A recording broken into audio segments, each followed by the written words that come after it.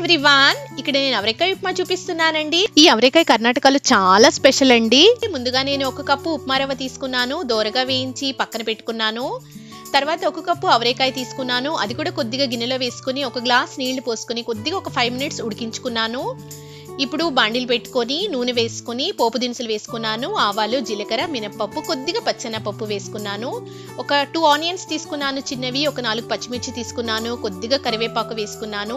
అవి దోరగా వేగిన తర్వాత వేయించి పెట్టుకున్న ఉప్మా రవ్వ వేసేసాను. అది కూడా కొద్దిగా దోరగా వేగినాక 1 కప్పుకి 3 గ్లాసులు నీళ్లు వేసుకున్నాను. నేను కొద్దిగా సాల్ట్ వేసుకుని ఉప్మా రవ్వ కొద్దిగా ఉడికిన తర్వాత ఈ ఉడికించి పెట్టుకున్న అవరేకాయ గింజలు వేసుకున్నాను. తర్వాత కొద్దిగా కొత్తిమీర వేసుకున్నాను.